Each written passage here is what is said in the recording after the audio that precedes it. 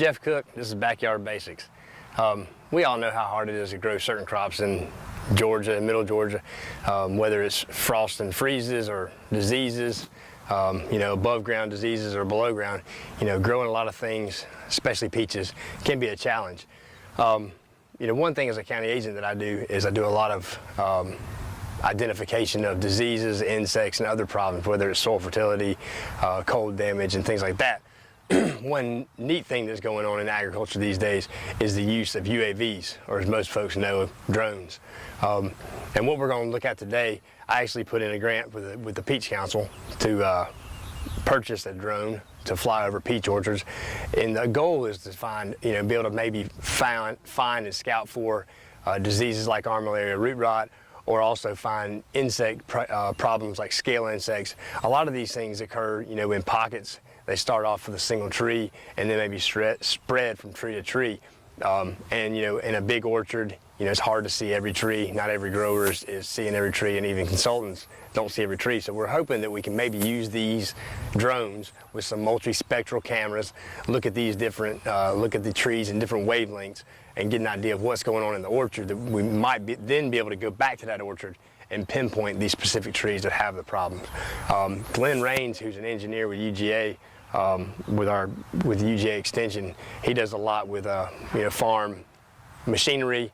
He's helped out with sprayers, sprayer calibration, spray coverage, but he's actually been kind of taking the lead with some other specialists on this UAV usage in our precision ag department, trying to see how we can use these things in row crops, in orchards, and in the landscape. So we're going to kind of visit with him, kind of see what he does with his UAV. Look at some of the different data that he's going to gather out of this orchard. May not be a lot right now, not having leaves, not being able to see a lot of different wavelengths, but kind of look at the things he's done to set up a flight plan, and then I might even try and fly my drone and see if I can make it work without wrecking.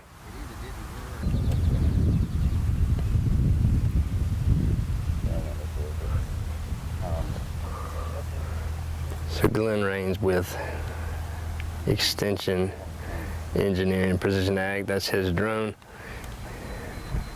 Prior to coming, he set up a flight plan using a program you can download. And we've got the multispectral camera on this drone. Get a good picture of the orchard and see if we can see diseased or stressed trees.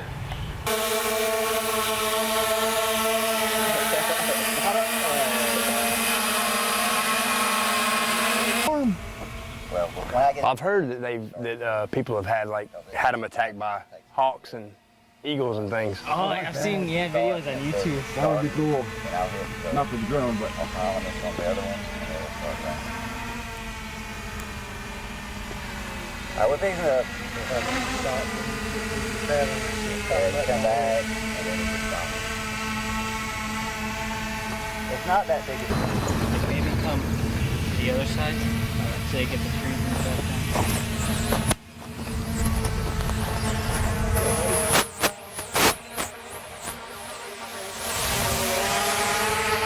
You still having issues? Yeah, that's just a level error.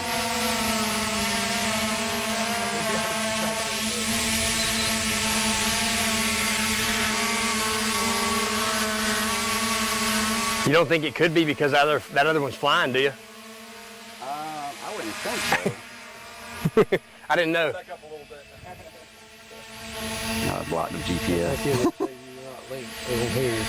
Okay. Oh, it's ready. Oh. Should have hit it. It said, get ready to fly, and then it said level error.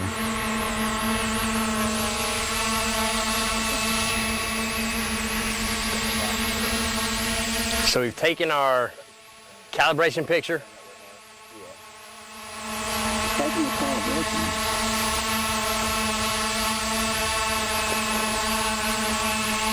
I was gonna say mine's never been that too worried about being level.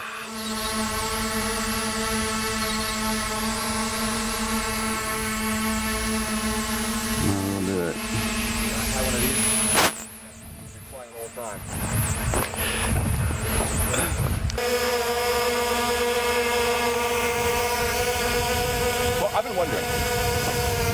want of over there and why? Oh, the trees? Yeah, it looks like linden or empress tree or Paulina, one of those.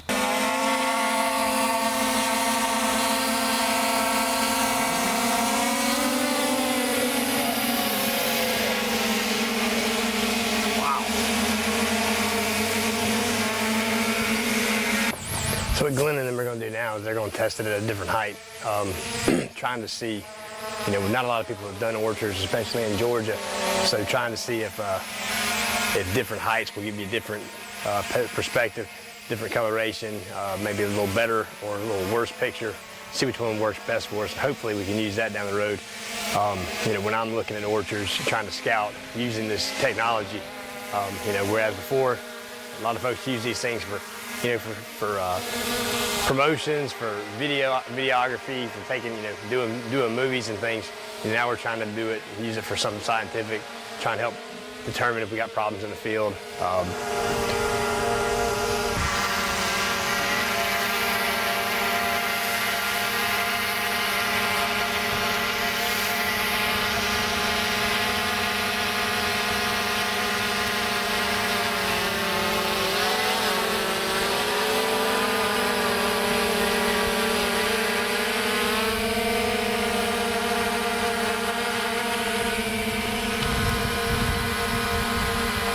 You can see they're pretty noisy, so for those of you that think you're going to sneak up on a deer or a turkey with them, I don't think it's going to happen.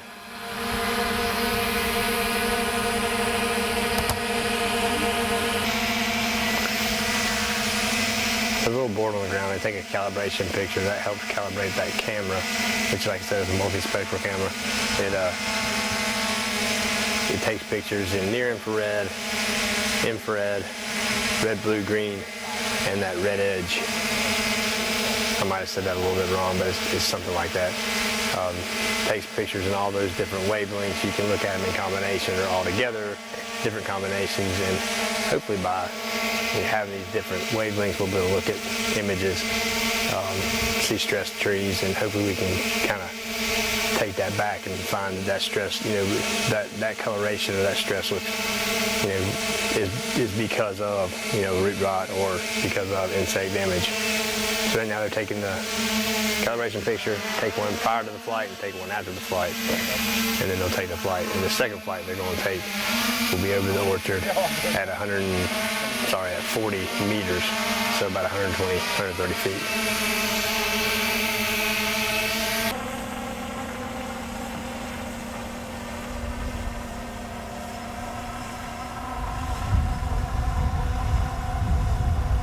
Did you bring your, like there's,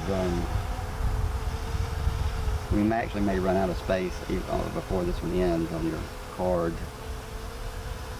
Do you have, do you have a computer or something you can download some of it off? Mm-hmm. RSSI, 0 decibels, going for waypoint 13, going for waypoint 14. Will it tell you when it's full? I don't know. It would tell it on that. What the menu left on there. I just said blank of GB3 and everything else. I might not be doing.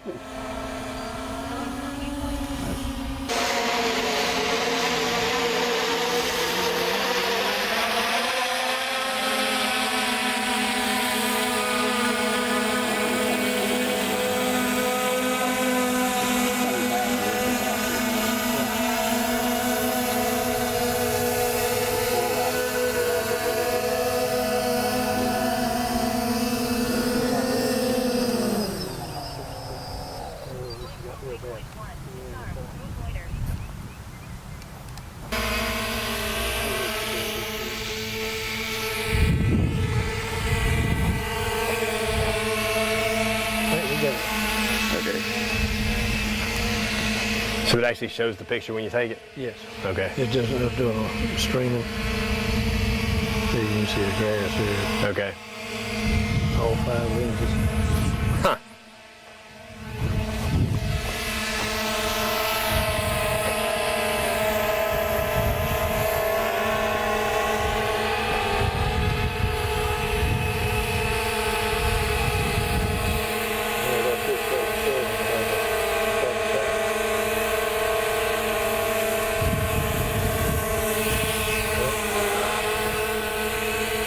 So Glenn, could you take one calibration picture and fly 5 flight paths? They recommend do it after every pass, but it's just based on, I mean, if it's like now, it's been pretty consistent. Right. You'll probably get by with one. It's just how much the conditions change. But with that sensor I was talking about that you put on top, I'm probably going to do some comparisons with and without the capture. Right. But I'm guessing you're going to use that. Okay. Because it's supposed to be giving you that information every time you take a picture. You won't need the calibration picture? Forward. They Okay. recommend you do it, but I'm thinking you won't need it. So Got it. I'll do some both ways. Gotcha.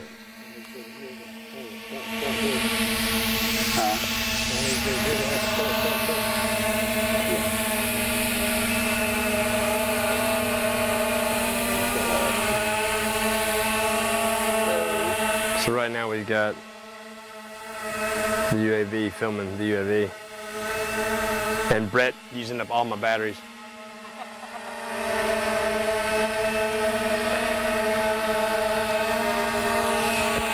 I'm gonna burn a whole rail card full of coal just to charge my batteries up.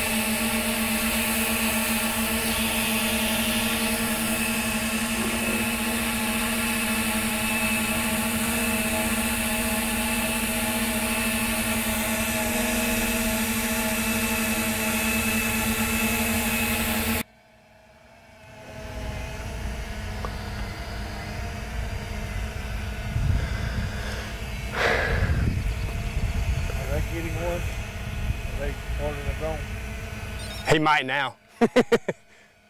So some people use these things for science. Some people, like our new entomologist,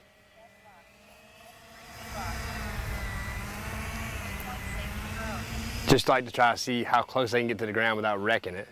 I think that must have been it.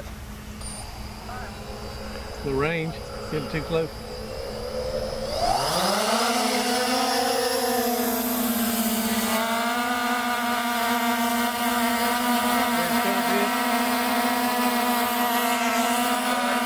So he's going to do the 40 meter or 120 foot flight again, see if he can get better video. And then feel like they got quite what they wanted the first time.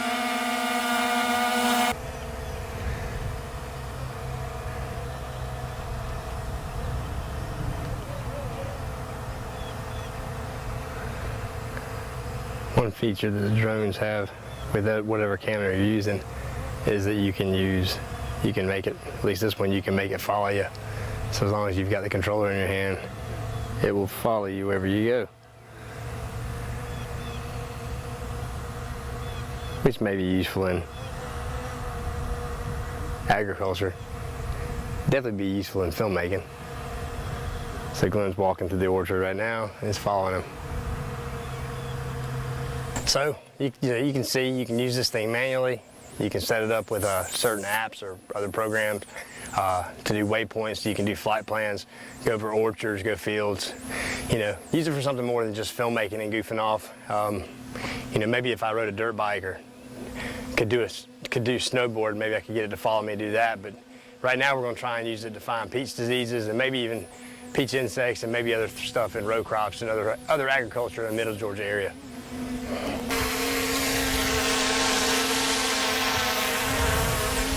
Well, I appreciate Glenn bringing his UAV out here, and since this is just like mine, maybe I learned a little bit, and maybe you learned a little bit. Hey, this is April, May. maybe by the end of the summer I might actually know what I'm doing. So if you got any questions about, flying a drone or how they work or some things to make it a little easier, make it work better for you, maybe you can come and let me know. We're also going to, in the show, we're going to hopefully show you some of the images that this multispectral camera brought up. I don't know that they'll be too impressive since like I said earlier, we don't have any leaves on these trees, but we'll show some of these multispectral images and take a look at them, see if we can see anything, and kind of maybe explain what we're seeing.